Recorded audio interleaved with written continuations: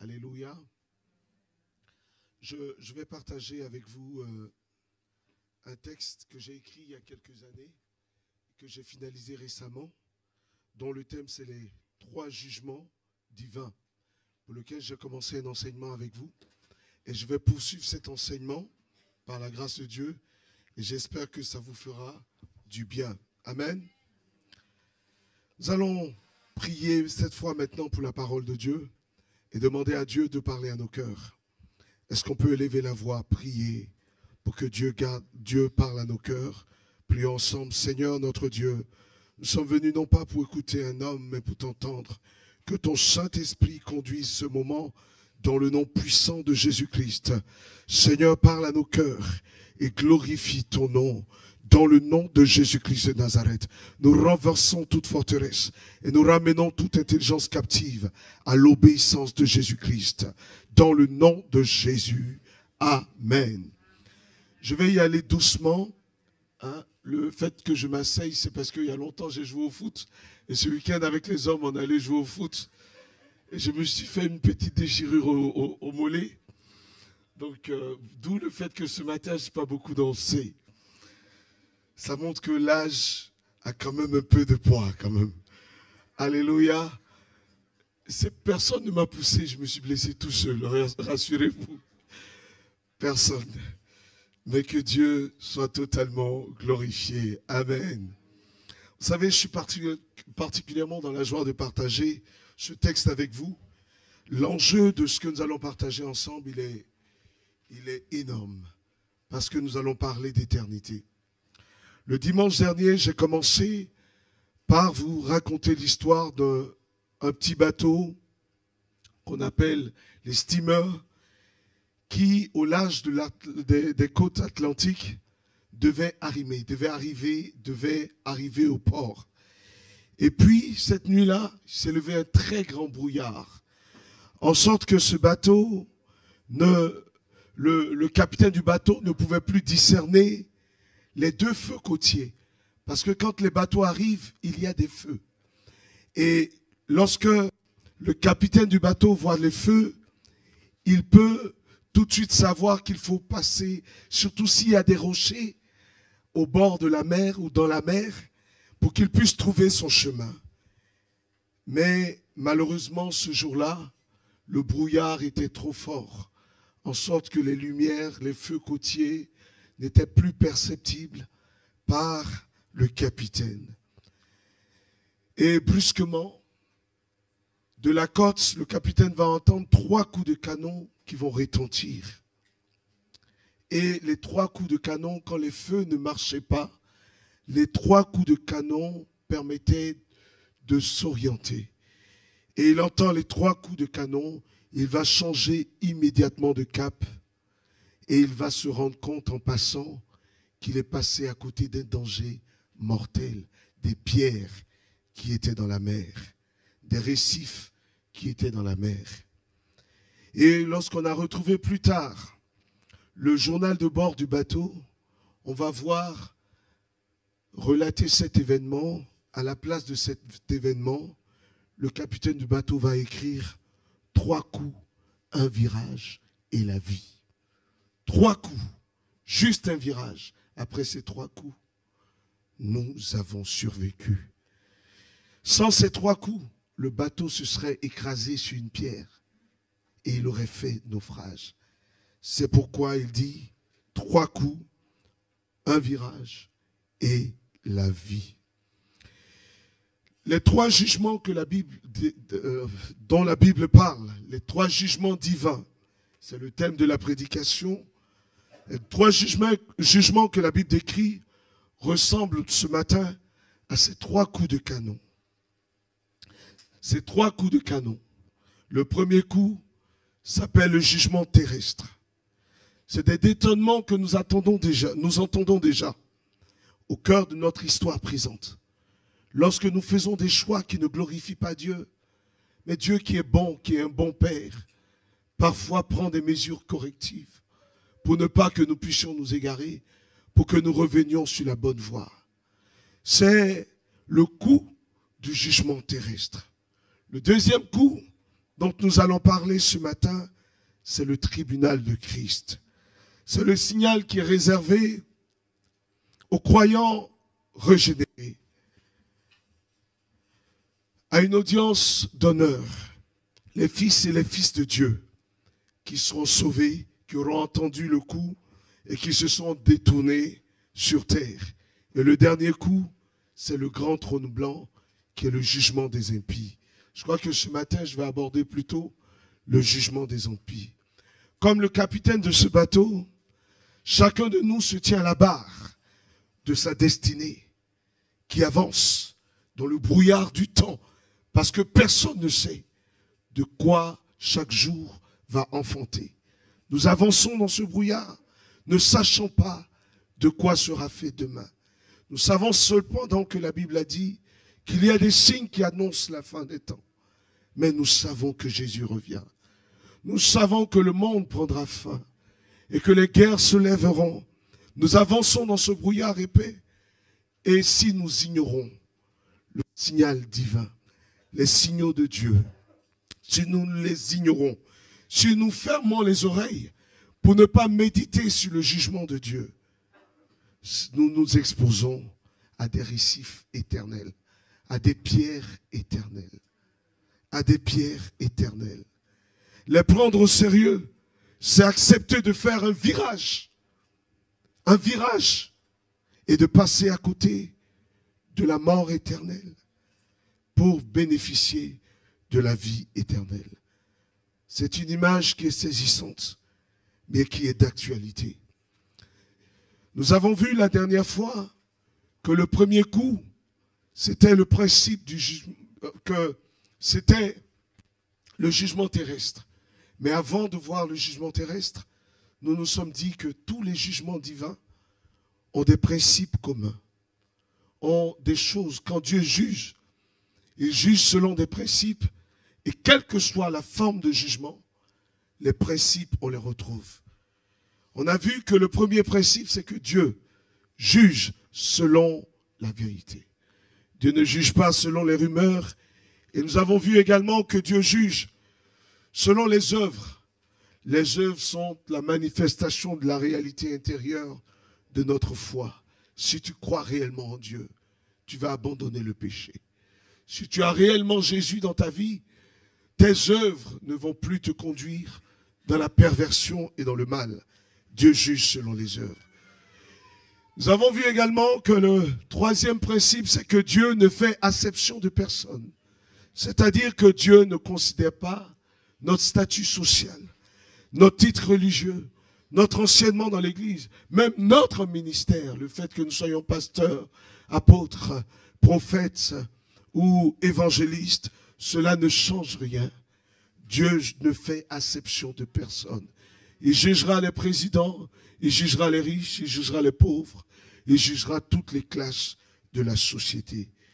Et un autre, le quatrième principe que nous avons vu, c'est que Dieu juge selon la lumière reçue.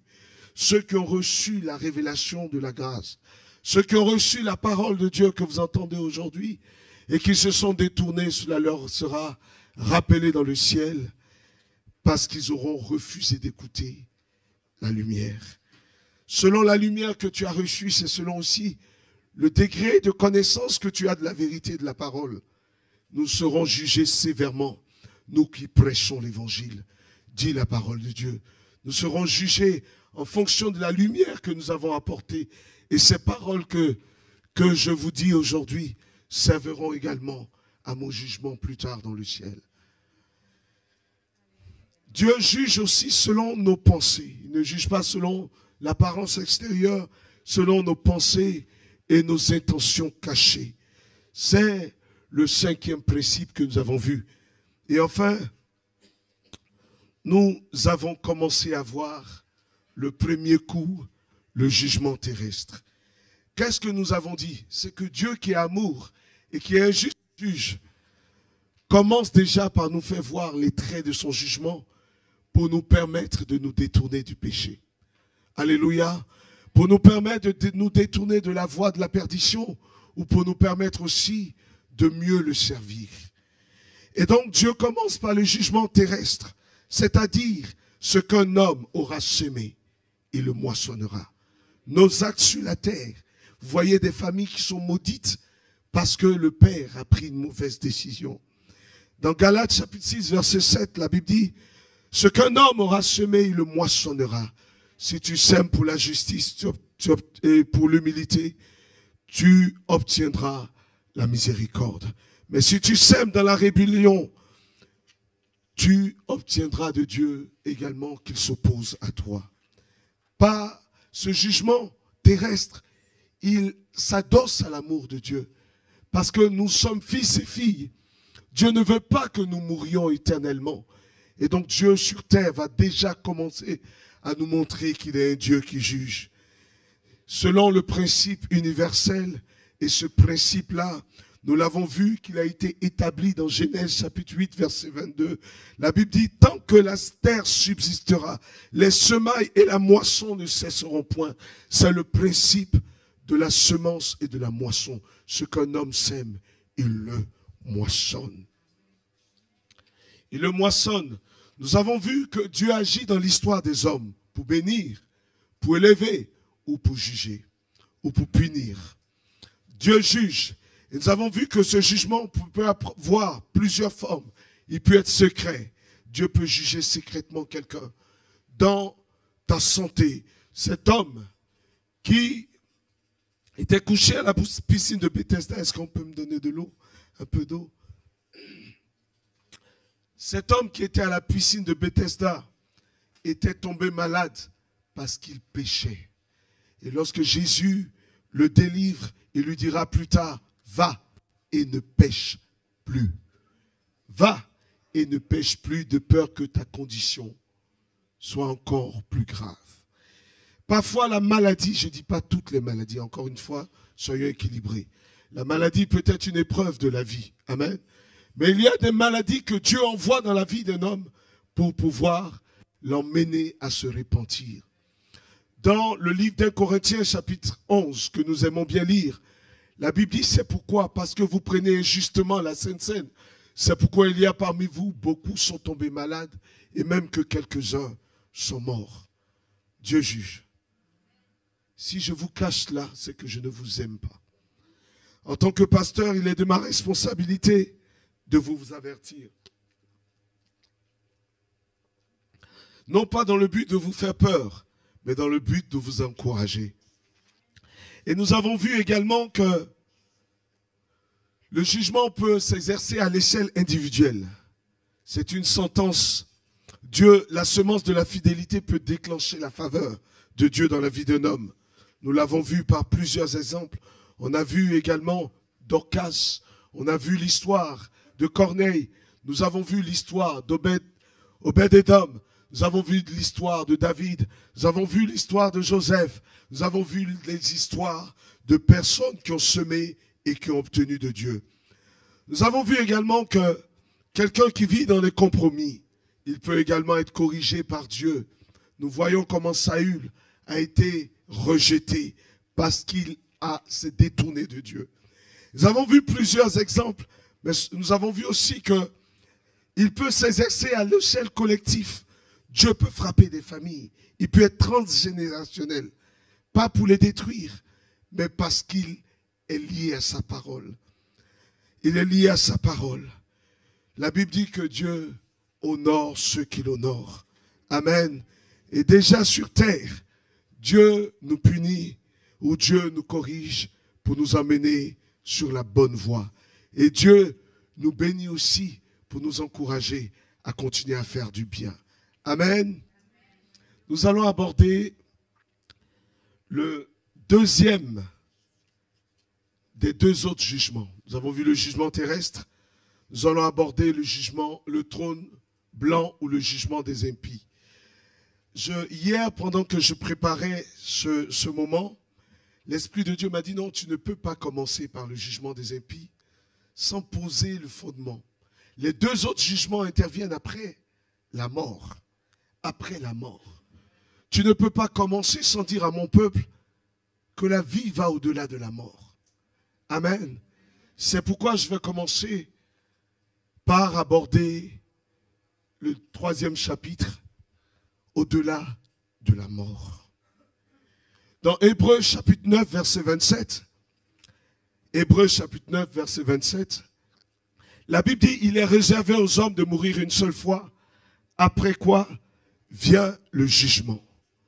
Et dans Jean chapitre 5, verset 28 à 29, la Bible dit, l'heure vient où tous ceux qui sont dans les sépulcres entendront la voix du Seigneur et ressusciteront. Les uns ressusciteront pour la vie éternelle et les autres pour la perdition éternelle. La mort est une réalité inévitable et universelle. Elle soulève plusieurs interrogations profondes, c'est-à-dire que devient l'être humain après son dernier souffle? Lorsque l'existence sur terre s'éteint, lorsque nous sommes enterrés, lorsque la vie s'éteint comme une flamme, qu'est-ce qui se passe après? Et ce chapitre-là porte sur ces principes-là. Face à une culture aujourd'hui qui essaie de nous enseigner beaucoup d'autres choses, on nous parle de réincarnation, on nous parle du purgatoire, on nous parle il n'y a pas de vie, les athées disent qu'il n'y a pas de vie après la mort. Face à tout ce que les traditions religieuses nous enseignent, mon frère, ma soeur, nous avons besoin aujourd'hui de comprendre quelle est la vérité qu'établit la Bible. Amen. La parole de Dieu tranche sans équivoque, avec clarté, concernant la vie après la mort. La Bible enseigne que la mort n'est pas une fin. J'ai dit à quelqu'un ce matin, la mort n'est pas une fin, mais la mort est un passage. L'être humain est créé à l'image de Dieu. Il est doté d'une âme éternelle qui continue à exister après la dissolution du corps. Quand ton corps disparaît, ton âme est appelée à exister. Et dans ce chapitre, nous allons aborder la mort non comme une fin. Nous allons voir que la mort n'est pas une extinction, mais une transition vers une nouvelle phase de l'existence. Nous allons aussi voir, nous allons déjouer certaines théories, certaines approches telles que la réincarnation. Est-ce que ça vient de Dieu? Les bouddhistes vous parlent de réincarnation et je vais aborder rapidement la réincarnation pour vous dire que ça ne vient pas de Dieu et que cela ne peut pas être vrai. Enfin, je vais également aborder le purgatoire dont parlent les catholiques, mais qui est un piège diabolique. Un piège diabolique. Pour dire aux hommes, vous pouvez pécher encore. Vous pouvez faire ce que vous faites, mais il y aura un lieu où on va vous enseigner à nouveau la parole, où le Dieu qui est bon va continuer à vous. On va vous chouchouter, vous faire un massage, un sauna tranquille, pour vous préparer pour la vie éternelle. Mais vous verrez que cela est faux, totalement faux. Et nous verrons enfin qu'il y a deux destinées finales et pas une troisième destinée. Alléluia. Le chapitre n'a pas pour but de nourrir votre curiosité ou d'alimenter des débats spéculatifs, mais seulement le but, c'est de vous inviter à prendre conscience. Amen. De ce qui est salutaire, de ce qui est important. Amen. Je ne vous effraie pas là? Je ne suis pas en train de casser l'ambiance là? Amen. Est-ce qu'on est ensemble? Est-ce que ça vous parle? Vous avez envie de continuer? Nous allons continuer. Amen. La mort est un passage, non une fin. L'homme est un être spirituel qui est logé temporairement dans un corps. Amen. L'homme est un être spirituel logé temporairement dans un corps. Selon la Bible, l'homme n'est pas simplement un corps biologique, voué à disparaître dans la poussière. Il est un être spirituel, créé à l'image de Dieu, et son âme est éternelle. L'idée de la survivance de l'âme est universelle, elle est ancienne. Moi, je me souviens, mes grands-parents me disaient que la vie existe après la mort. Ils ne connaissaient pas Christ, mais dans beaucoup de traditions humaines, on retrouve cette même réalité. La vie existe après la mort. Mais quelle est la vérité? concernant cette réalité. Dans 2 Corinthiens 5, verset 1, la Bible dit, nous, car nous savons que si notre tente, notre hôtel, c'est une loge, c'est un hôtel, c'est un logement. Nous sommes dans un logement. Notre corps est un logement. Car si cette tente, c'est-à-dire cette habitation où nous habitons sur terre, elle est détruite, nous avons dans le ciel un édifice qui est l'ouvrage de Dieu, une demeure éternelle. Amen. Alléluia. Et donc, ce que je voudrais vous dire, c'est que notre âme va continuer. Et cette pensée, elle est universelle, parce que Dieu a mis dans le cœur de l'homme la pensée de l'éternité. Dans tous les peuples, Dieu a mis dans le cœur des hommes la pensée de l'éternité. Et dans Ecclésiaste chapitre 3, verset 11, la Bible dit Dieu a mis dans leur cœur, dans le cœur de tout homme, la pensée de l'éternité. Amen. Alléluia. C'est pas une grâce, c'est pas merveilleux de le savoir. La foi chrétienne, un chrétien doit être certain que la vie existe après la mort. Nous sommes des créatures merveilleuses et l'œuvre de Dieu est admirable. Et c'est ce que David va dire dans le psaume 139 en disant « Je te loue Seigneur de ce que je suis une créature merveilleuse. Tes œuvres sont admirables et mon âme reconnaît au fond de moi que tes œuvres sont admirables parce que mon âme ressent la pensée de l'éternité. » Alléluia.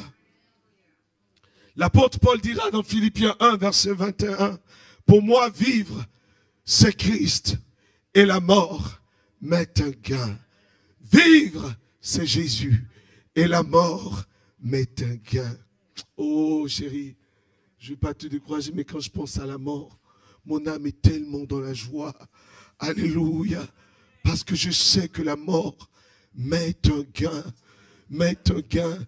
Je veux vivre mes enfants, mon épouse, mais je sais que de loin, ce qui est agréable pour moi, c'est de me retrouver dans l'éternité. Alléluia. Alléluia. Amen. Amen. Nous sommes appelés à vivre, non pas pour nous-mêmes, mais dans la lumière de l'éternité. La foi chrétienne ne nie pas la souffrance de la séparation, mais elle nous parle d'une espérance éternelle. Nous pouvons certes nous séparer, la souffrance de la séparation d'avec nos proches, nos amis, les gens que nous aimons, mais nous savons, la foi chrétienne ne se limite pas à la souffrance qu'engendre la séparation d'avec les gens que nous aimons. Mais la foi chrétienne nous parle de l'espérance de la vie éternelle. Alléluia. L'espérance de la vie éternelle. Gloire à Jésus. Vous savez, il y a quelques années de cela, le tuteur d'un ami, un frère en Christ, son tuteur était athée, il ne croyait pas en Dieu. Il n'était même pas athée, il était animiste. Il prenait des fétiches, il allait prendre des amulettes. Il s'adonnait à toutes ces choses et il lui annonçait l'évangile. Ce monsieur était malade en dépit de toutes ses alliances fétichistes. Il s'est retrouvé à l'hôpital. Il s'est retrouvé à l'hôpital et il était sur le point de mourir. Et Dieu dit au frère Rodrigue, il lui dit, ton tuteur va mourir. Va lui dire qu'il va mourir et qu'il va se repentir. Avec Rodrigue, le frère Rodrigue, nous étions jeunes dans la foi. Et le frère Rodrigue d'aller dire à son tuteur, tu vas mourir, donne ta vie à Jésus. Ah là là, je pense qu'aujourd'hui, il n'aurait pas fait ça. Il l'aurait fait avec beaucoup plus de diplomatie. Le monsieur s'est énervé. Il s'est énervé, sort. Va-t'en. Il était juste un peu malade, mais sans plus. Et puis quelques jours plus tard, sa situation a commencé à s'aggraver. Il tombe dans le coma. Et là, comme Dieu est bon, il se retrouve en enfer. Il se retrouve en enfer, il voit le feu et la souffrance éternelle, les temps de feu. Il il est paniqué. Il est paniqué. Et il entend le Seigneur lui dire, retourne. Et il retourne à la vie. Et il crie. Il demande à ce qu'on appelle Rodrigue. Faites-le venir. Faites-le venir. Et Rodrigue est venu. Il a accepté Jésus sur son lit de mort. Et il est mort juste après. Il n'y a pas de réincarnation, mon frère, ma soeur. La Bible dit dans Hébreux 9, verset 27, il est réservé aux hommes de mourir une seule fois, après quoi vient le jugement. La réincarnation, je vais te expliquer qu'est-ce que c'est. Les bouddhistes nous expliquent que c'est le retour de ton âme dans un autre corps pour vivre une nouvelle vie terrestre. Donc, ton âme revient à chaque fois. Si tu as été mauvais, tu vas te réincarner. C'est ce qu'ils appellent le karma. Tu vas te réincarner. C'est quoi un chrétien ne doit pas utiliser le mot karma? Tu vois des chrétiens dire karma, karma. C'est diabolique. C'est une ruse diabolique de l'ennemi. Le karma n'est pas chrétien.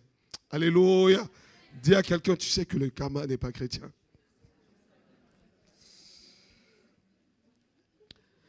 Je vais t'exposer ce principe. En fait, le principe de la réincarnation, c'est que ton âme se renouvelle.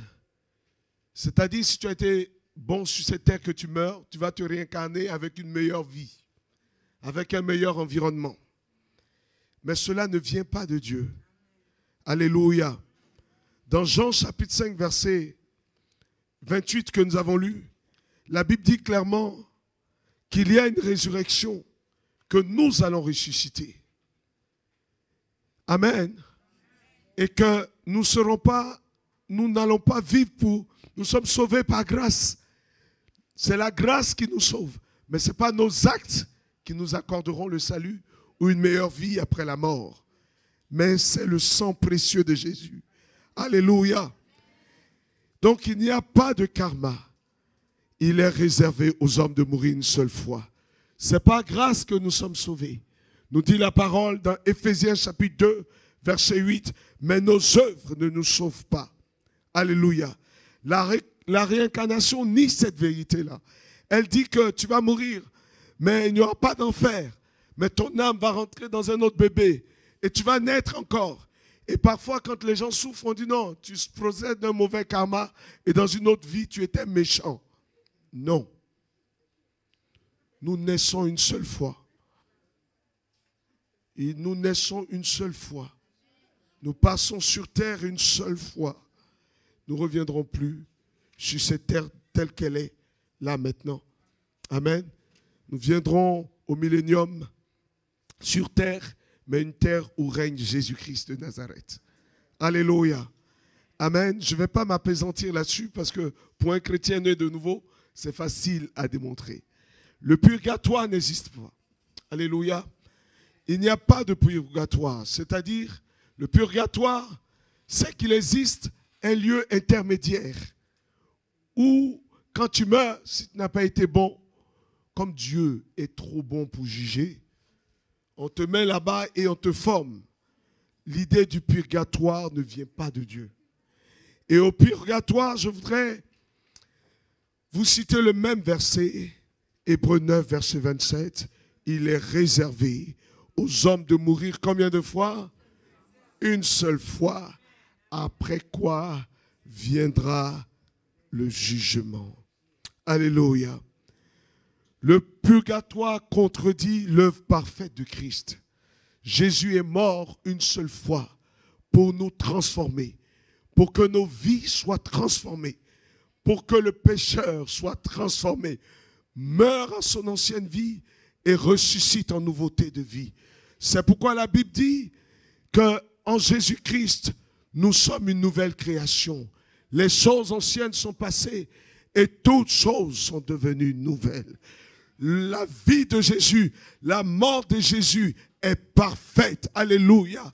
Et la Bible nous dit dans Hébreux chapitre 10, verset 18, il n'y a plus d'offrande pour le péché, là où il y a le pardon éternel. Jésus nous a pardonné.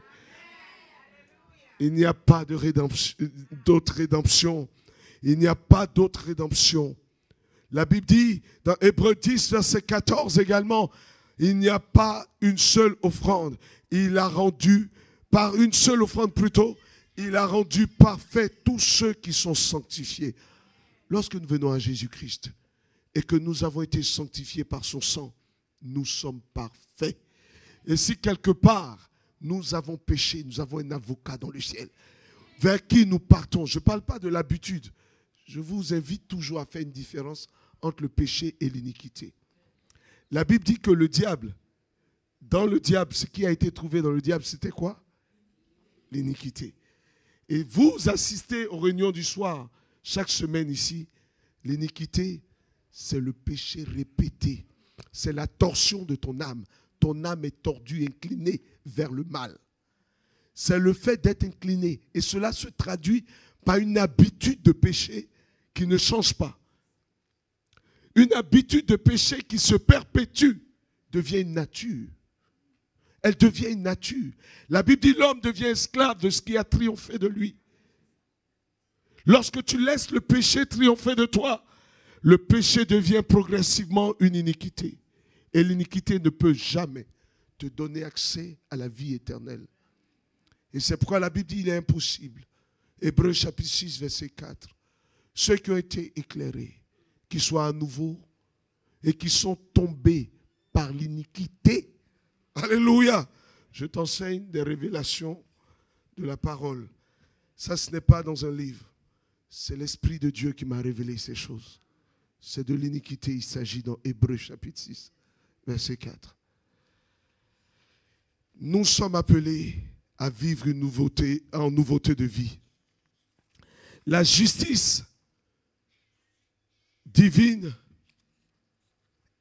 n'inclut pas le purgatoire. Je vais aller rapidement. Alléluia. Je vais aller rapidement. Il n'y a que deux destinées. La Bible dit dans Jean 5, verset 29 plutôt, que ceux qui auront fait du bien ressusciteront pour la vie, mais ceux qui auront fait le mal ressusciteront pour le jugement. Alléluia. Donc, il y a la vie et il y a le jugement. C'est les deux réalités dont parle la Bible. C'est une réalité qui est difficile à entendre, mais elle est vraie. Et les textes du Nouveau Testament insistent vraiment sur cette réalité.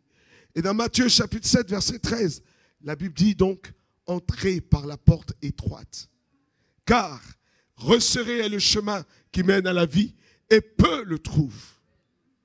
Peu le trouvent. Celui qui croira, dans Jean chapitre 3, verset 36, aura la vie éternelle, mais celui qui ne croira pas ne verra point. Waouh! C'est-à-dire même pas aura même, ne verra même pas la vie, mais la colère de Dieu demeure sur lui. C'est une vérité qui doit habiter notre esprit. Dans Matthieu chapitre 16, verset 21, la Bible dit que ce ne sont pas ceux qui disent Seigneur, Seigneur qui hériteront de la vie éternelle, mais seuls ceux-là qui auront fait la volonté du Père qui vont hériter de la vie éternelle. Mon frère, quand tu cherches la vie éternelle, Dieu bénit tes affaires. Dieu te bénit à tous égards. Il t'ouvre des portes, il te donne du travail. Parce que tu as cherché la vie éternelle seulement. Donc cherchez premièrement le royaume des cieux et la justice de Dieu. Et toutes choses vous seront données par-dessus. N'allez pas après les hommes de Dieu qui vous disent « Venez, venez, vous serez bénis, tu seras riche. » Une fois, je suis allé, ma mère a insisté pour que je l'accompagne à un programme. Je rigole quand je pense à ça. Alléluia. Ma mère dit, oh, mon fils, viens, il y a un grand prophète, un giga prophète. J'ai dit, maman, je n'ai pas besoin de ça. Ma maman dit, oui, il faut venir, il faut venir. Le gars, il est venu. Vous savez, faites attention aux miracles avant la prédication. Quand vous allez à un programme et quelqu'un ne prêche pas et puis commence à prier pour les gens, pardon, lève-toi, va-t'en. Alléluia. Il a commencé, oh, toi là-bas. Oh, et puis, les chrétiens émotifs. Quand on dit, ah, tu es béni, tout le monde se couche. On dit, non, c'est pas toi, c'est l'autre. Et j'étais là, j'assistais à tout ce spectacle. Et le clou du spectacle, il dit, donnez, si quelqu'un donne 1 franc, il aura 1000 francs. Si quelqu'un donne 1 million, il aura 1 milliard. Et là, ma main met tout comme ça. C'est le moment.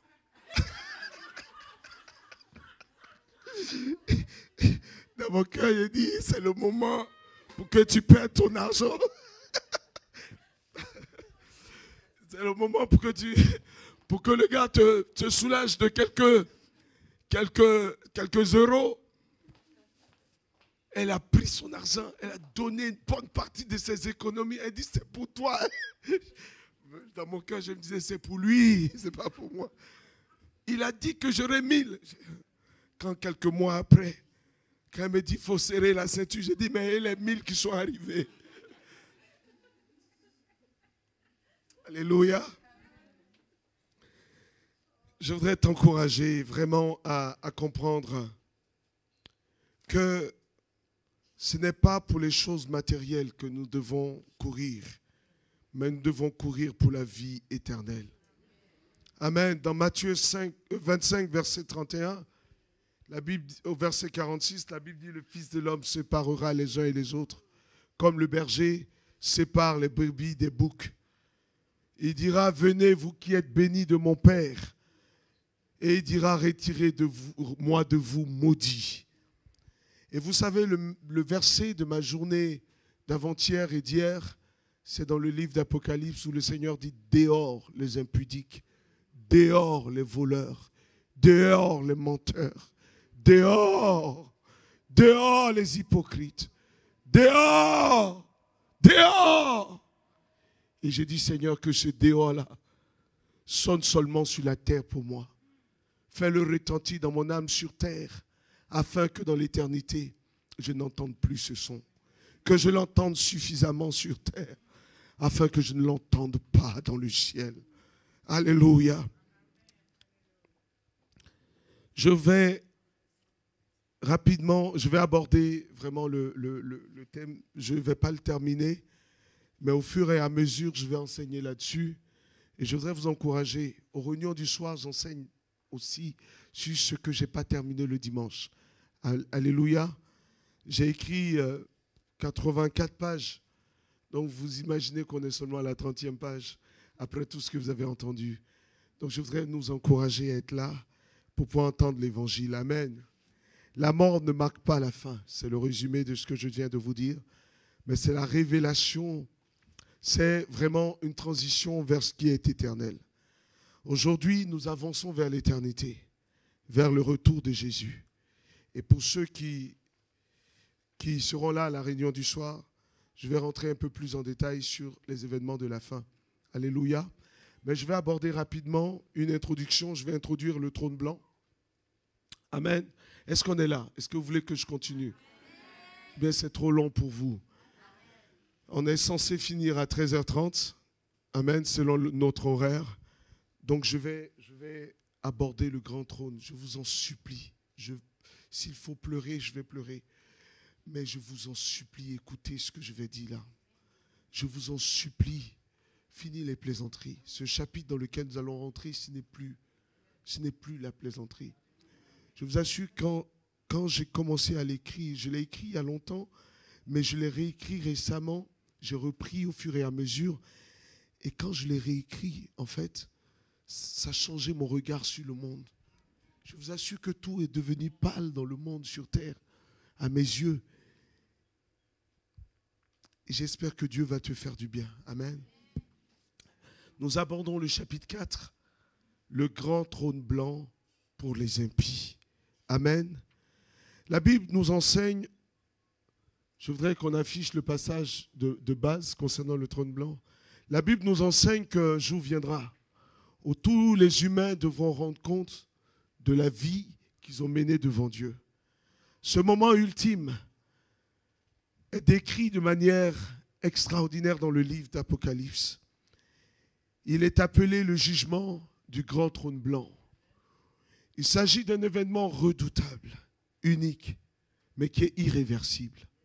Personne ne pourra changer l'issue de ce moment-là.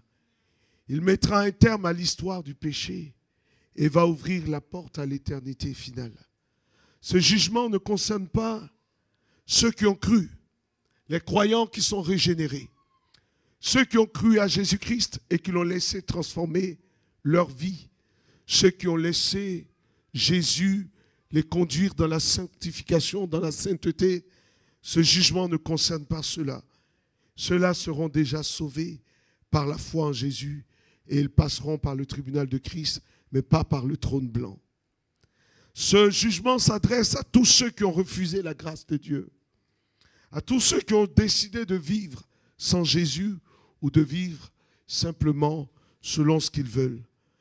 Ça ne sera pas un jugement symbolique, mais ça sera un acte réel, définitif, parfait, rendu par Jésus. Il est parfait parce que personne ne pourra discuter en ce temps-là. Personne ne dira que ce jugement n'est pas juste.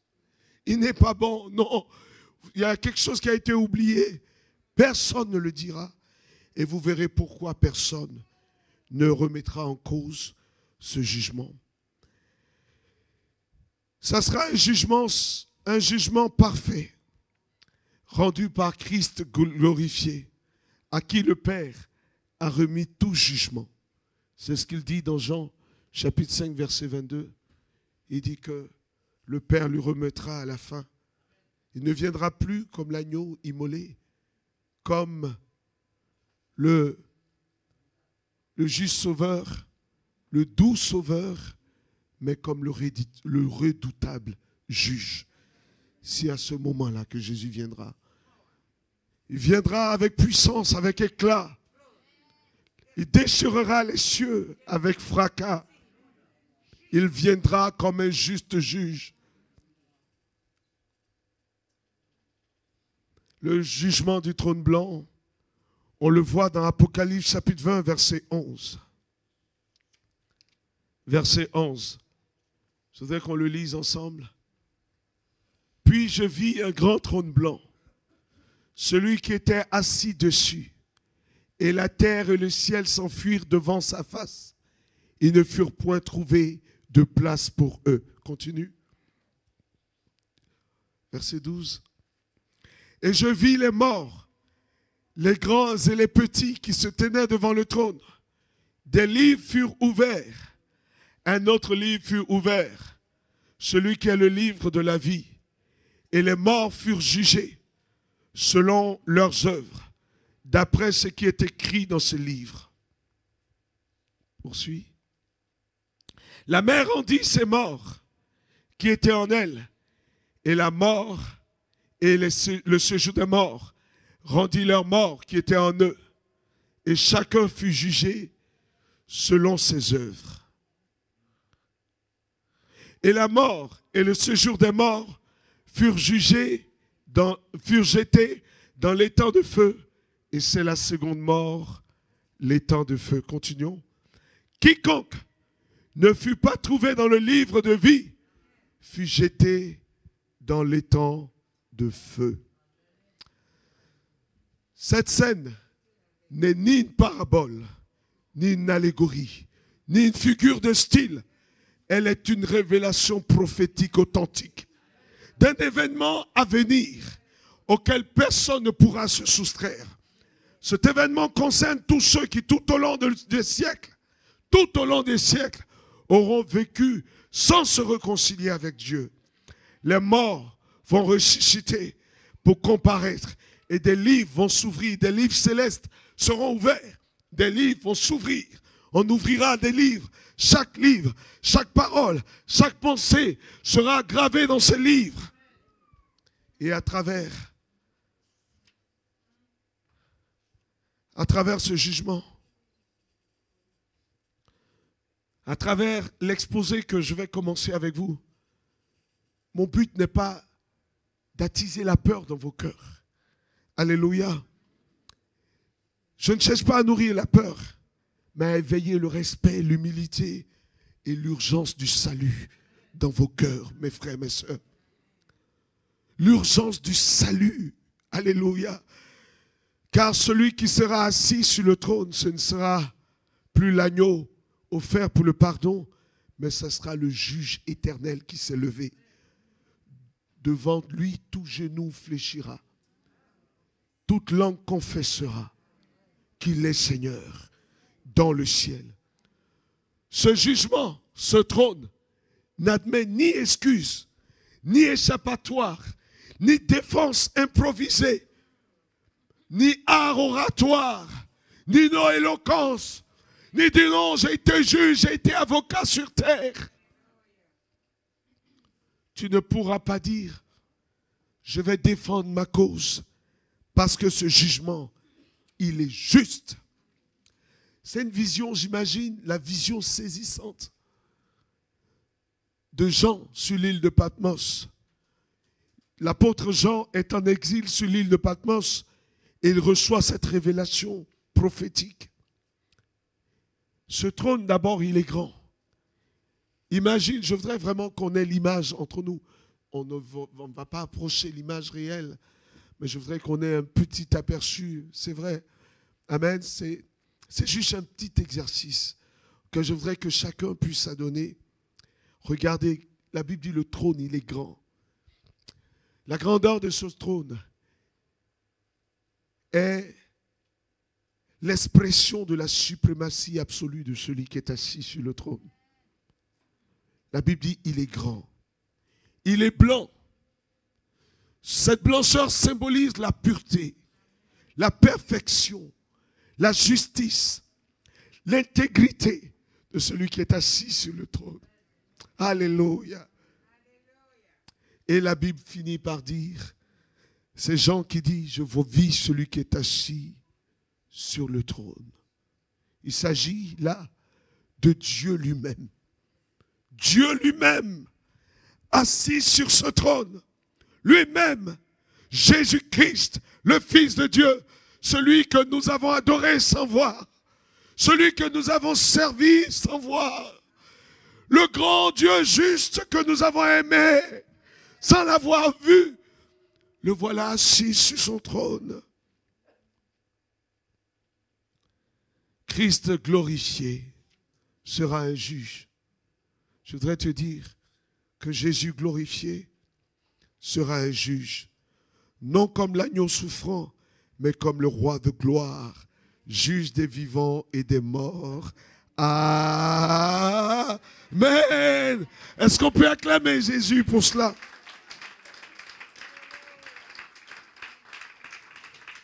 Dans la vision du trône blanc, ce que nous observons également, c'est que la Bible nous relate, la Bible nous dit qu'il y aura l'effacement total de la terre.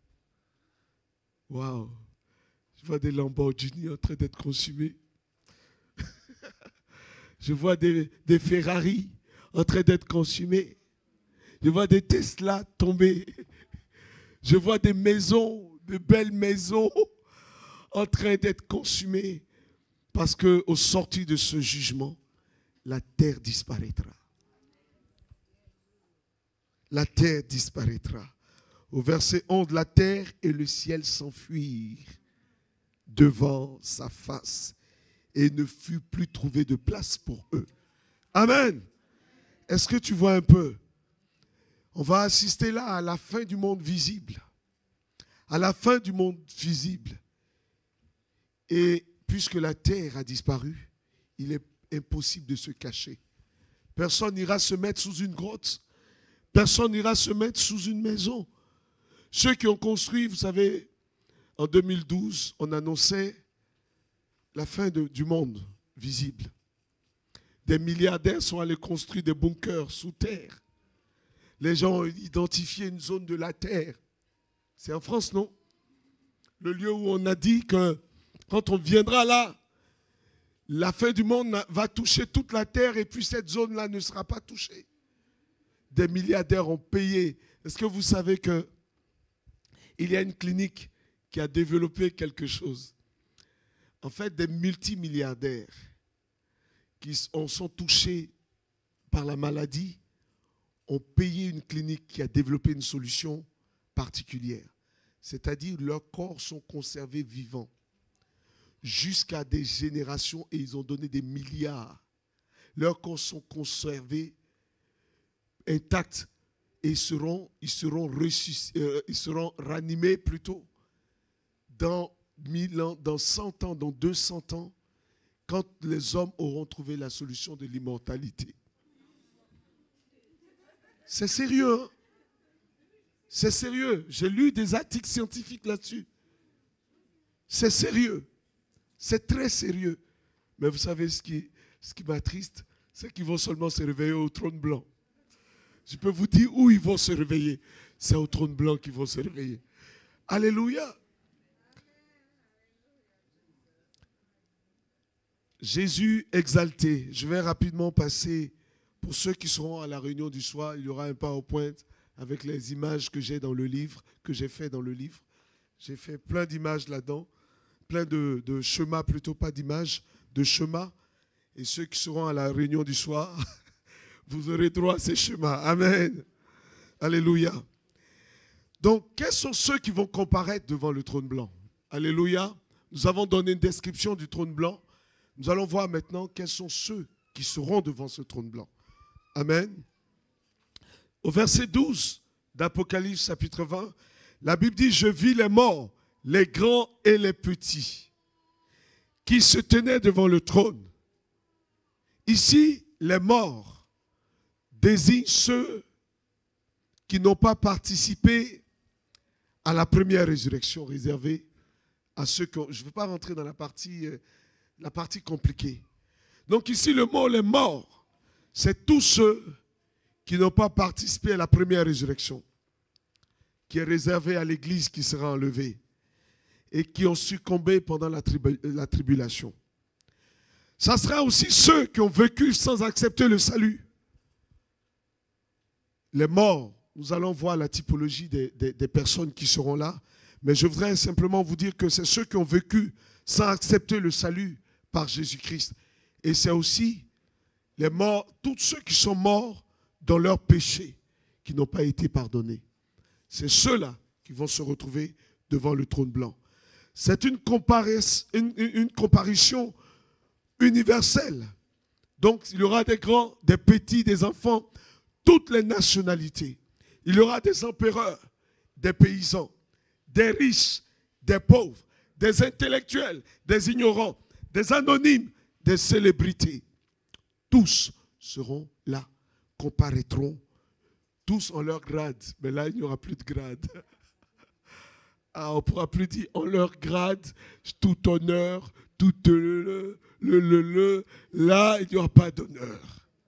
Il n'y aura pas de grade ni d'honneur.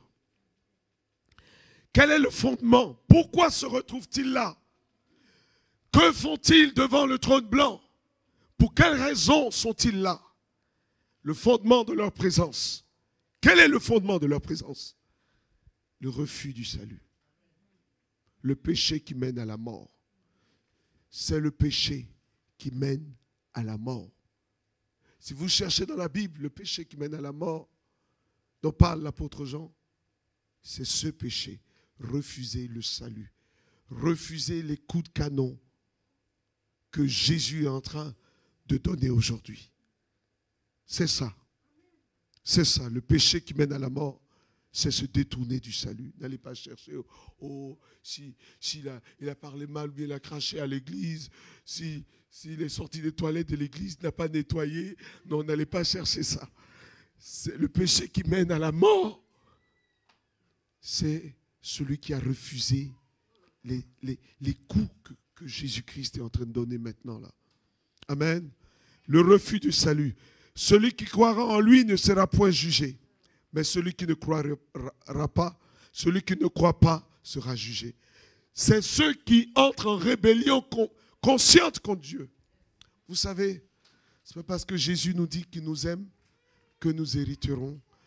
Jésus nous aime tous. Il aime même ceux qui sont, tu vois, si tu vas là, le comptoir des vendeurs de drogue, il les aime. Amen. Il aime tout le monde. Il aime les chrétiens, il aime les musulmans. Jésus aime les musulmans, il n'aime pas l'islam, mais il aime les musulmans. Jésus aime les juifs, il aime les athées, les féticheurs, il aime tout homme.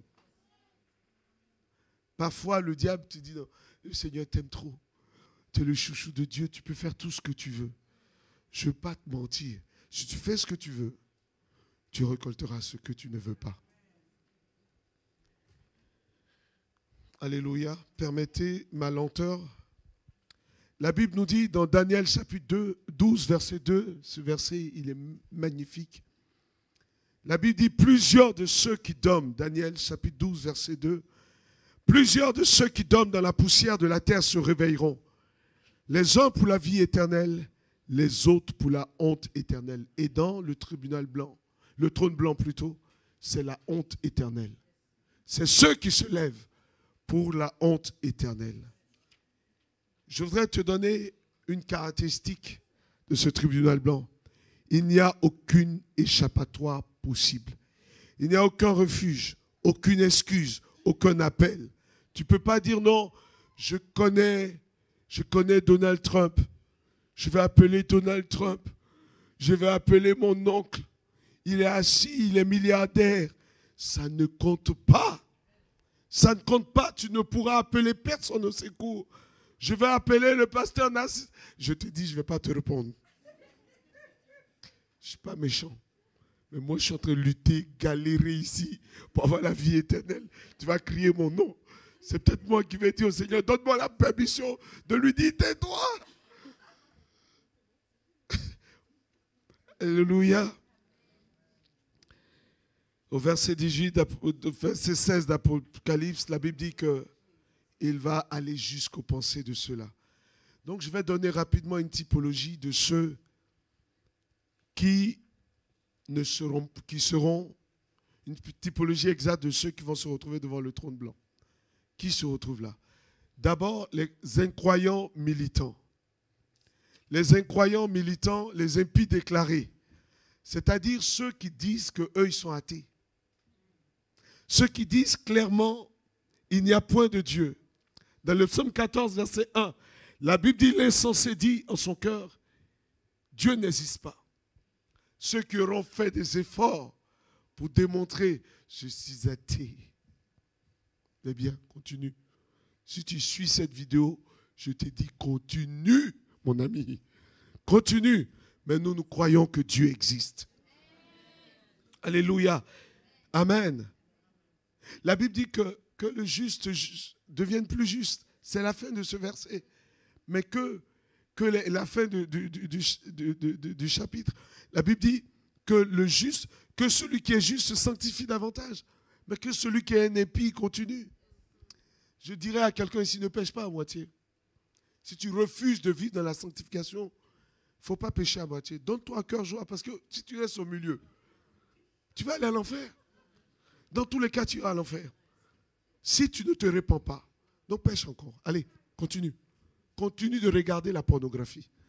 Continue de mentir, de voler, de vivre dans l'impudicité. Continue de voler, continue. Continue de mettre des histoires entre les gens. Continue de créer des problèmes partout où tu es. Continue. Continue. Continue de ne pas pardonner aux gens. Continue. On te dit pardonne, pardonne. Tu dis moi je suis rancunier. Bien. Continue ta rancune. Continue. Continue ta rancune. Continue. Depuis on te parle, tu ne veux pas changer. On te parle, tu ne veux pas changer. Mais continue. Le jugement de Dieu s'abattra sur toi. Continue. Tu verras le jugement de Dieu. Mais que celui qui est juste, que celui qui veut plaire à Dieu, que celui qui marche avec Jésus, que celui qui l'aime profondément, que celui qui aime l'avènement du Seigneur, le retour de Jésus, que celui-là se sanctifie davantage, que celui-là se détourne du mal, que celui-là se détourne du conformisme, qu'il se détourne du péché, qu'il continue à se détourner du mal. Il y aura les impies déclarés, ceux qui disent, je ne crois pas en Dieu, comme Pharaon, qui a pu dire dans Exode, chapitre 5, verset 8, qui est l'Éternel pour que j'observe sa voix. J'étais à Sainte-Geneviève-des-Bois, on était dans une campagne d'évangélisation dans la rue. Il n'y a pas longtemps, je rencontre un homme. Je lui dis, Jésus t'aime. Il me dit, mon ami, je suis un scientifique. C'était un gars de l'Est, un russophone. J'ai dit, Jésus, je viens vous annoncer une bonne nouvelle. Je suis parti avec mon plus beau sourire. Et tu fais attention quand même. Bonjour, comment allez-vous? Jésus vous aime. Il me dit, je ne crois pas en Dieu. J'ai dit, je peux vous attester. Je peux vous attester que Jésus-Christ existe. Il dit, comment vous pouvez m'attester que Jésus-Christ existe? J'ai dit, il a changé ma vie. Il dit, vous êtes un ignorant. Il dit, hey. Le coup, c'est pas grave. C'est le prix à payer. Il dit, vous êtes un inconscient, un ignorant. C'est parce que vous êtes limité intellectuellement. Vous êtes bête que vous croyez en cela.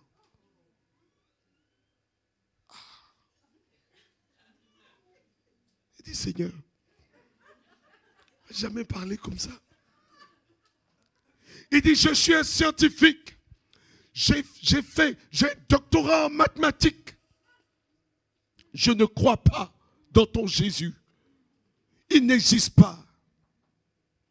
Je lui dis, je ne suis pas un scientifique à votre niveau, mais j'ai fait un peu de science. Il dit, ah bon, tu as fait un peu de science? Donne-moi le théorème limite. Donne-moi le théorème de Pascal. Donne-moi tel théorème. Cite-moi ça. Cite-moi ça. Il est en colère. Sinon je te boxe.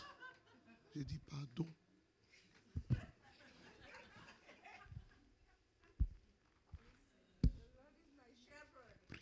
Je me suis ramassé avec moi-même.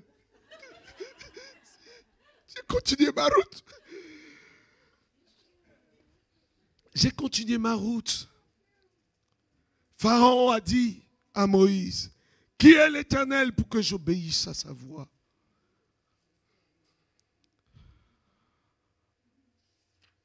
Oui, il y a aussi les religieux hypocrites. Les gens qui sont dans l'église, on danse ensemble. Alléluia, amen. Oh mon frère, gloire à Dieu. Mais tu sais que dans ton cœur, tu es méchant. Les religieux hypocrites, dans Matthieu chapitre 23, verset 27, il dit, malheur à vous, scribes pharisiens, hypocrites, vous ressemblez à des sépulcres blanchis. Et nous avons enseigné dessus à une réunion du soir. En fait, la mort était une chose horrible. À l'époque de Jésus, on blanchissait les sépulcres pour donner une image un peu plus belle à la mort.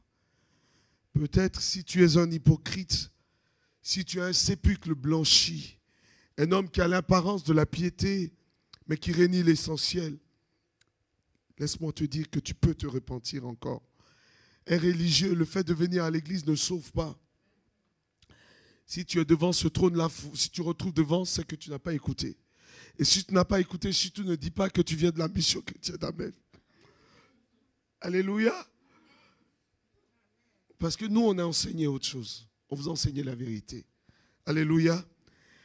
Les pharisiens que Jésus a dénoncés vont se retrouver devant le trône blanc. Simon le magicien qui voulait acheter les dons de Dieu sans une véritable confiance se retrouvera devant le trône blanc. Toutes ces personnes mortes sans avoir fait la paix avec Dieu se retrouveront. Et il y a les moralistes non régénérés. Il y a des gens qui vous disent, la vie est belle, il faut faire du bien aux gens. Hein? C'est vrai, il faut faire du bien aux gens. Mais le fait de poser des actes, parfois on annonce l'évangile aux gens, ils nous disent, mais moi je ne suis pas mauvais. Si je suis gentil, je fais du bien aux gens, je paye mes impôts. C'est vrai, il faut payer tes impôts, c'est une bonne chose. C'est une bonne chose. Mais cela ne peut pas te donner d'être sauvé. Non, peace and love, aimons la terre, soyons des écolos, sauvons la terre, la planète. Les moralistes non régénérés, je vous le dis, ils n'hériteront pas de la vie éternelle. Même si tu aimes les plantes, tu embrasses les plantes chaque matin. Cela ne te donnera pas la vie éternelle. Vivons dans un monde peace and love. Oui, oui, aimons-nous. Cela, c'est bien de s'aimer. Mais un moraliste qui n'a pas reçu Jésus-Christ comme Seigneur Sauveur, qui ne vit pas avec Jésus-Christ comme son seul maître, il ne pourra pas être sauvé. Et je voudrais te dire aussi que les moralistes, dans la catégorie des moralistes non régénérés, les personnes qui meurent sans l'évangile, mais dont la conscience est encore, qui sont condamnées par leur propre conscience, vont se retrouver à l'enfer. Et puis, je vais rapidement vous parler des livres qui seront ouverts. Pourquoi ce jugement est juste? Parce qu'il y aura des livres qui seront ouverts. Pourquoi des livres? Ces registres ne sont pas de simples symboles. Quand la Bible parle des livres, de registres qui seront ouverts devant le trône de Dieu, ce n'est pas de simples symboles, mais ils expriment la mémoire parfaite de Dieu. Dieu est un Dieu qui a une mémoire parfaite. Alléluia. Le juste juge que nous adorons a une mémoire parfaite.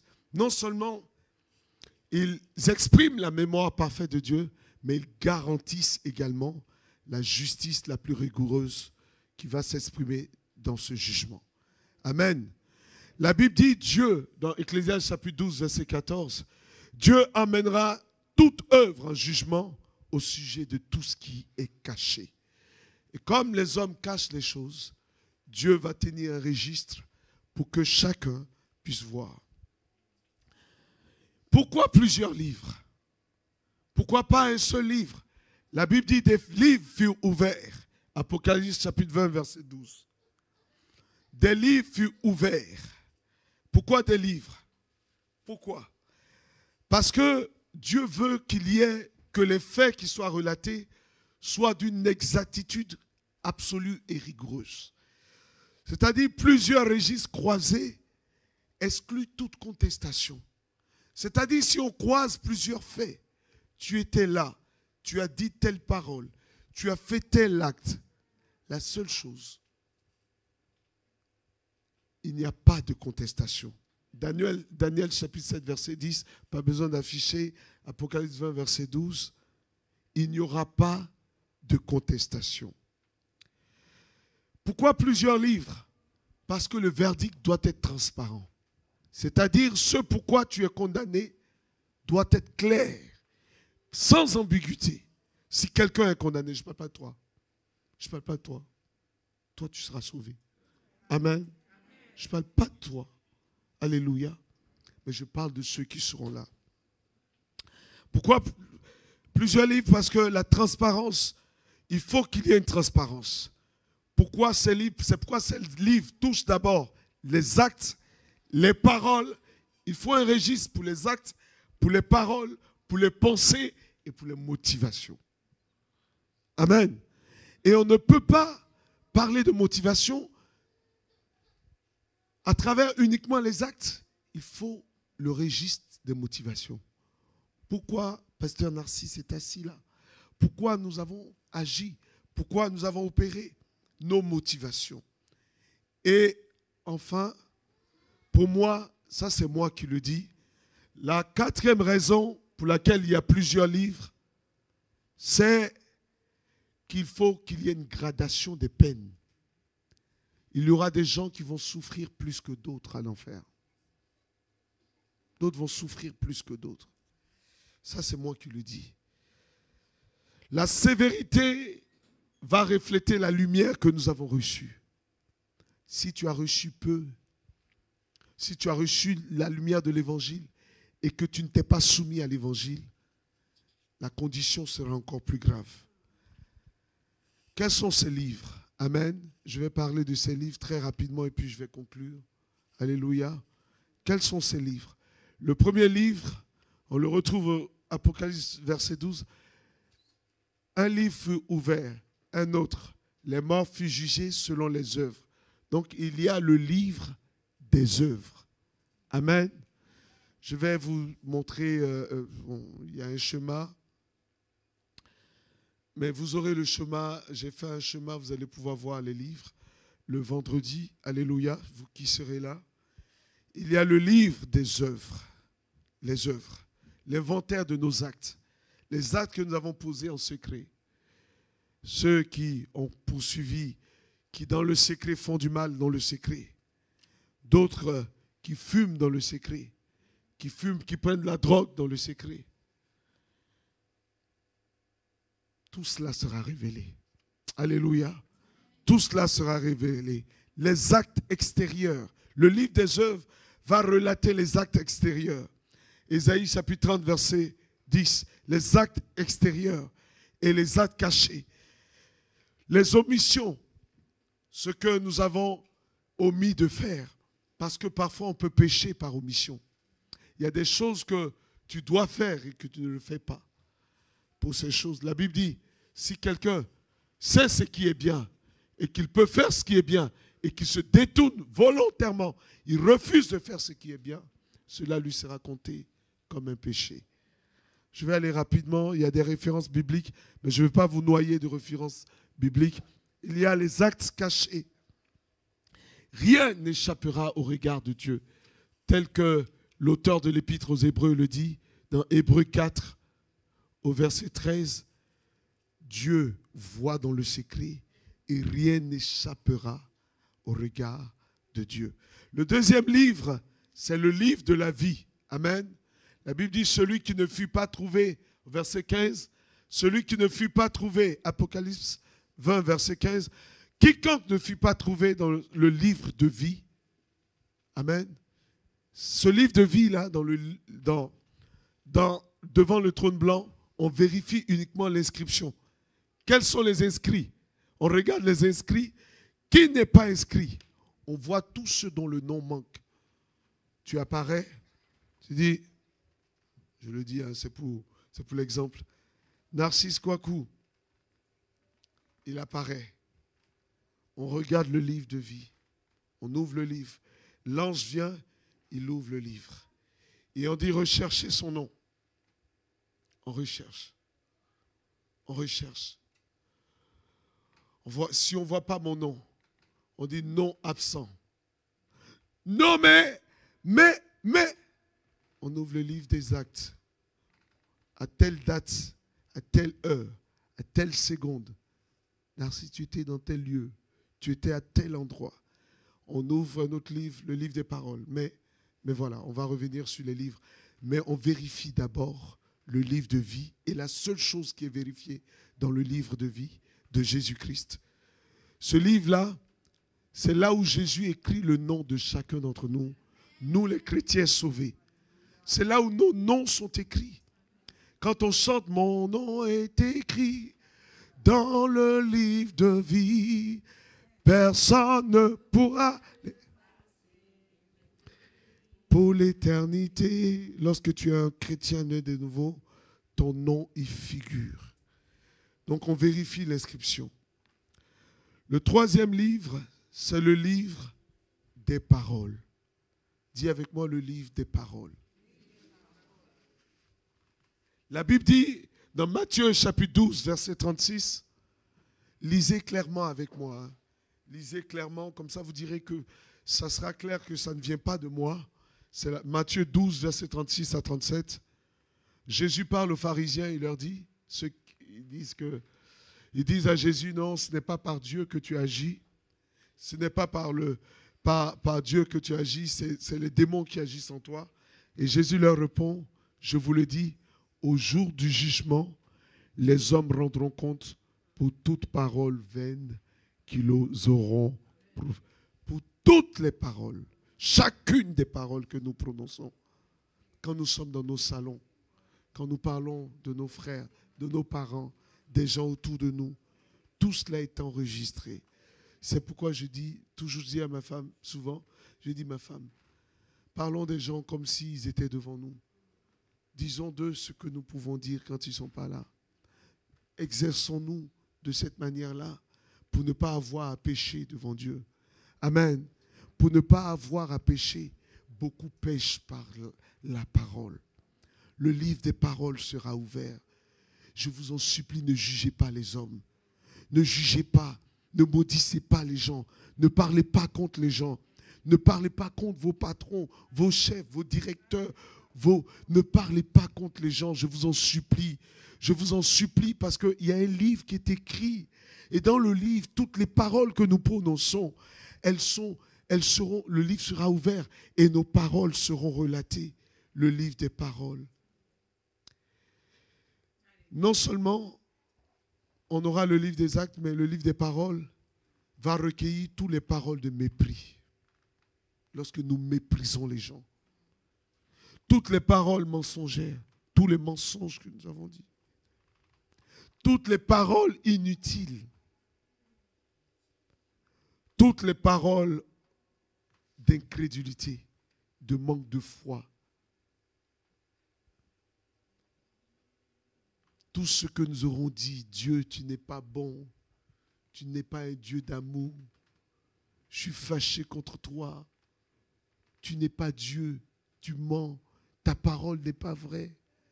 Toutes ces paroles d'incrédulité, si nous ne nous repentons pas, ces paroles seront écrites dans le livre.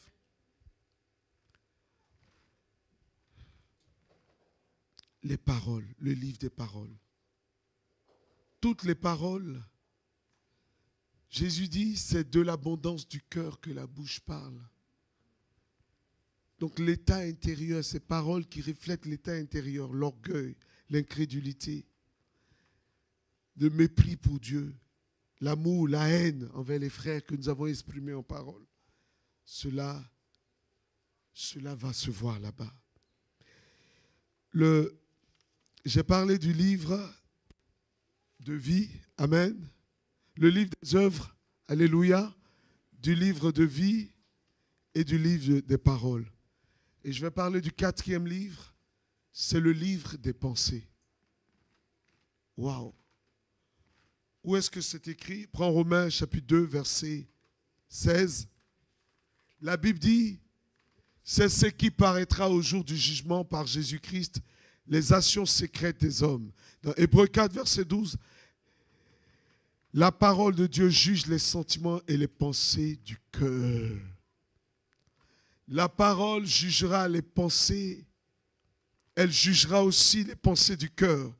Dieu ne juge pas seulement nos actes visibles, mais nos motivations profondes, les désirs cachés, la convoitise. Je veux dire à quelqu'un, parfois nous nous disons, je n'ai pas commis l'impudicité. Mais Jésus dit, celui qui regarde une femme pour la convoiter, a commis avec elle l'impudicité. En fait, à travers cette parole que Jésus dit, en fait, il dit, si tes yeux sont une occasion de chute, voir, c'est nourrir ses pensées.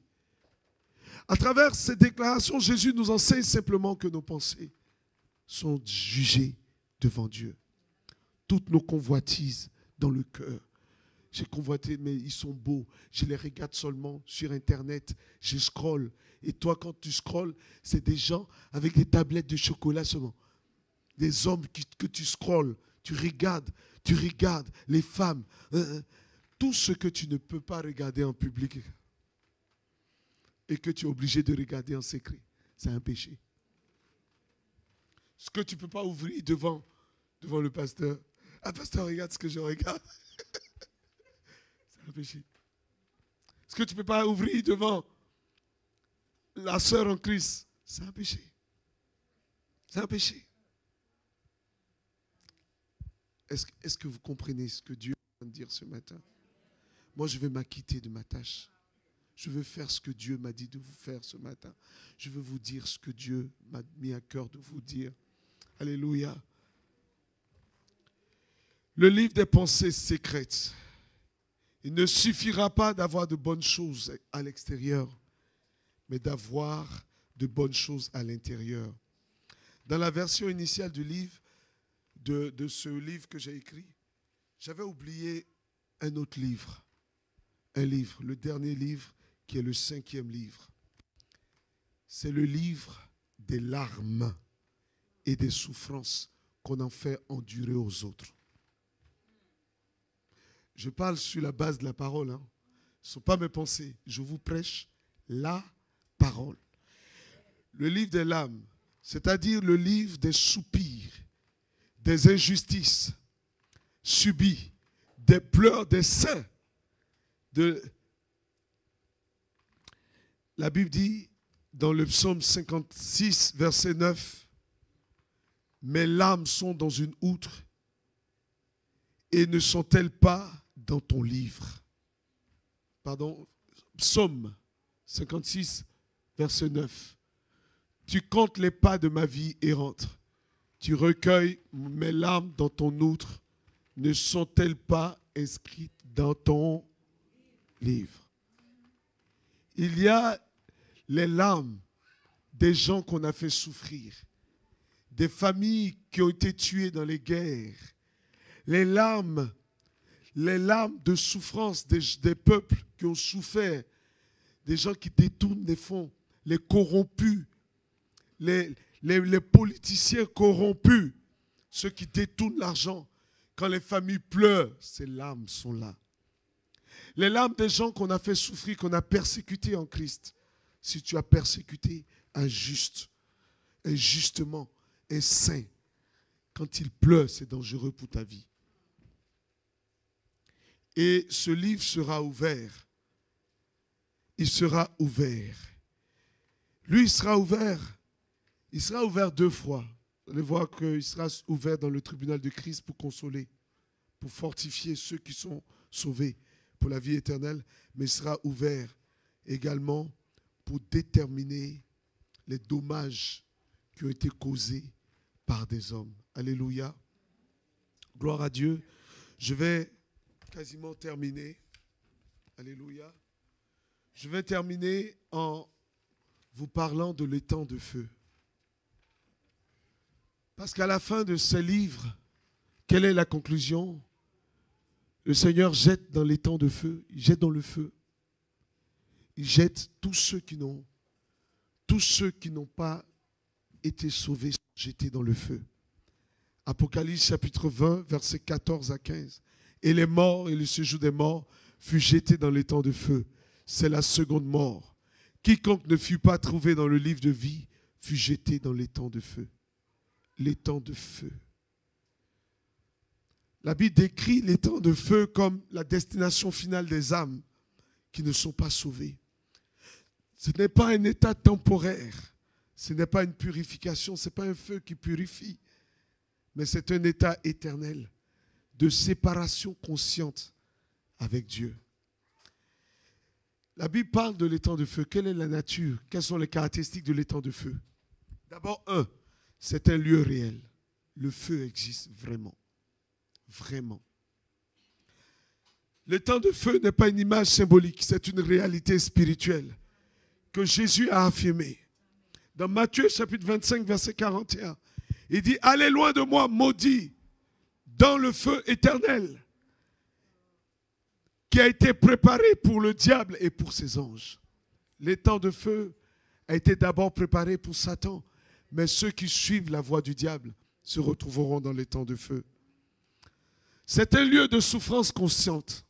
C'est-à-dire tu ne souffres pas. Ceux qui souffrent dans ce lieu-là souffrent de façon consciente. La souffrance, elle est physique, mais elle est morale. Ils souffrent physiquement. La Bible dit il y aura des pleurs et des grincements de dents. Matthieu chapitre 13, verset 41. Des pleurs et des grincements de dents. C'est-à-dire il y aura une douleur physique. Une souffrance physique et morale. Aussi une souffrance terrible, émotionnelle, qui est liée au regret. Le regret éternel. Pourquoi n'ai-je pas? Pourquoi n'ai-je pas renoncé au péché quand je devais renoncer au péché? Pourquoi n'ai-je pas entendu la prédication de la croix? Le regret éternel, le soupir éternel, une souffrance liée à une séparation d'avec Dieu. Et d'autres vont se rappeler.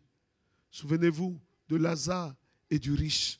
Quand le riche s'est trouvé dans le lieu de la perdition, il s'est souvenu que l'autre, que Lazare, l'autre, parce qu'il pouvait l'appeler l'autre sur la terre, se trouvait dans le sein d'Abraham.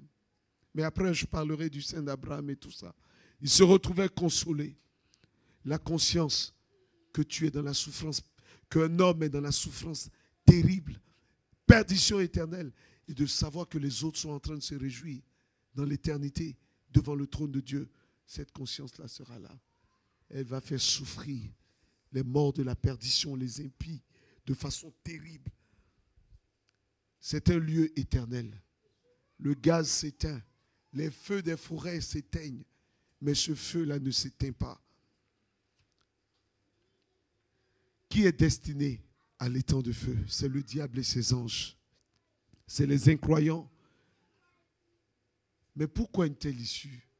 C'est la question par laquelle je vais terminer. Pourquoi une telle fin? Si Dieu est bon, si Dieu est juste, pourquoi une telle fin? Pourquoi une telle issue?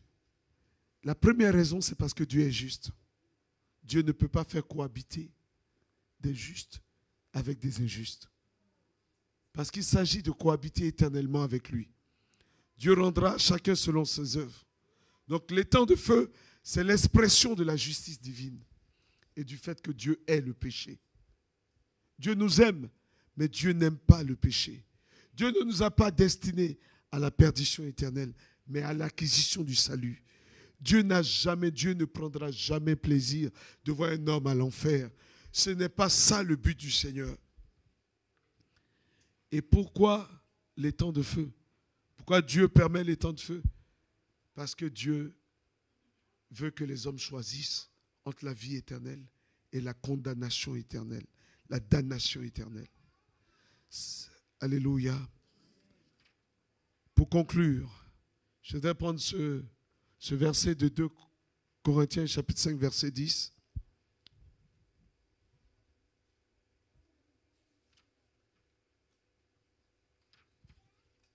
Alléluia. Pourquoi je conclue par ça? Je veux conclure par une note d'espérance.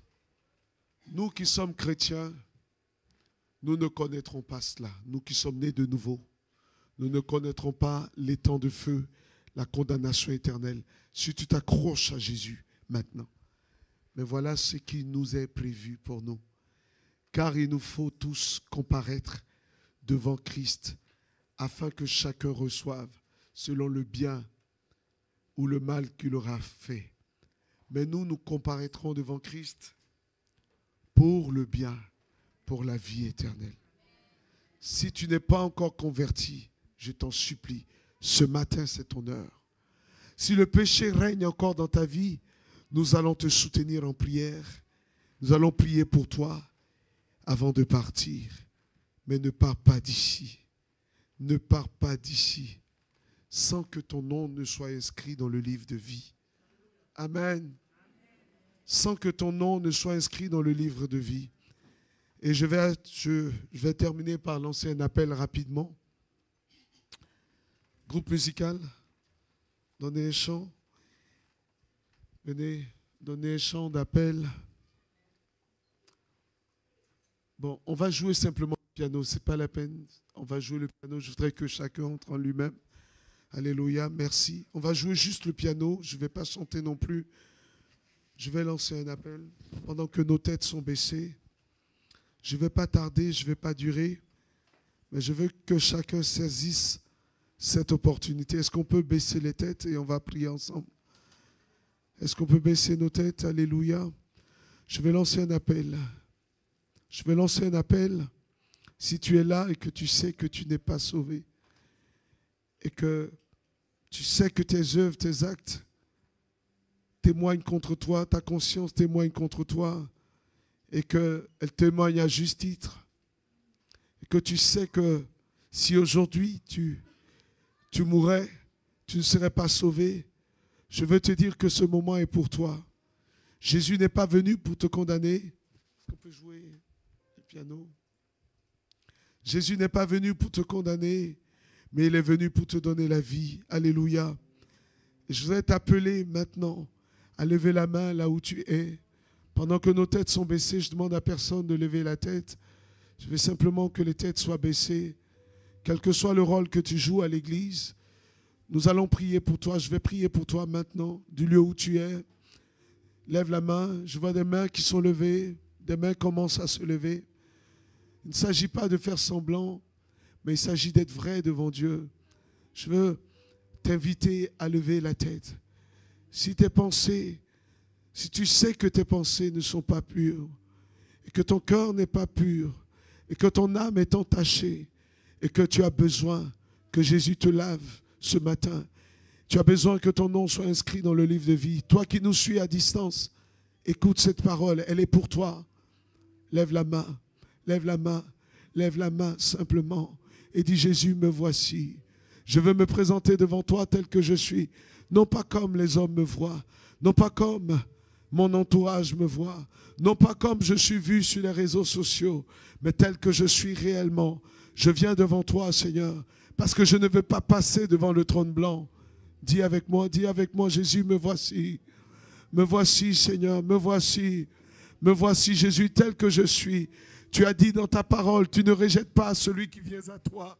Oh, je viens devant toi, reconnaissant mon iniquité, reconnaissant mon péché. Demande pardon, Seigneur. Commence à lui demander pardon pendant que ta main reste levée. Les anges sont là au milieu de nous et ils te voient pendant que les mains sont levées. Puisque l'ordre a été donné, les anges ne regardent que ceux qui lèvent vraiment les mains. Oh, élève la voix, élève la voix, élève la voix. Et qui le disent sincèrement, qui lèvent sincèrement les mains. C'est avec la sincérité du cœur. Dis: Seigneur, voici, je me donne à toi, Jésus. Élève la voix. Élève la voix. Et dis-lui: Seigneur, je te demande pardon.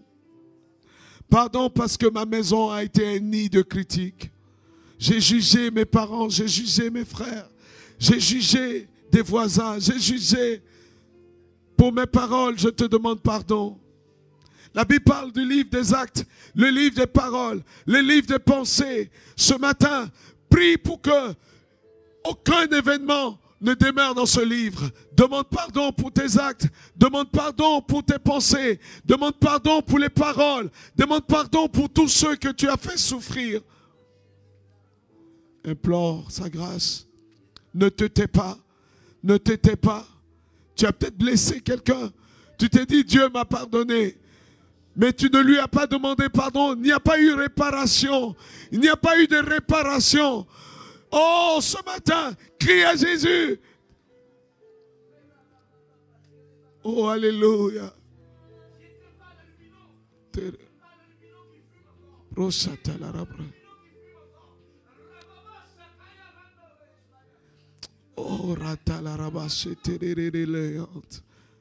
Dieu t'appelle à la sincérité.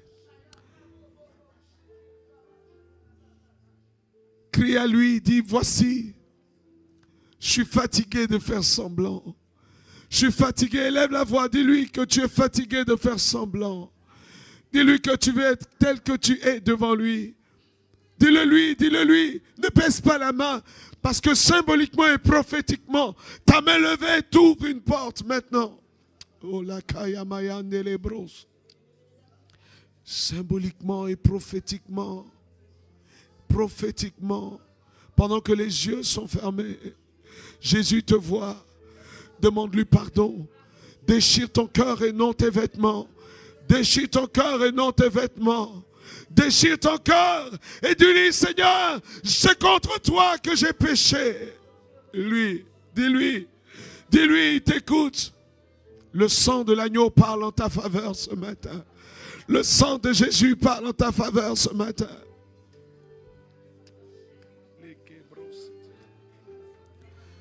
Seigneur, tu m'as demandé de parler. J'ai parlé en ton nom. Et je leur ai dit ce que tu m'as demandé de dire.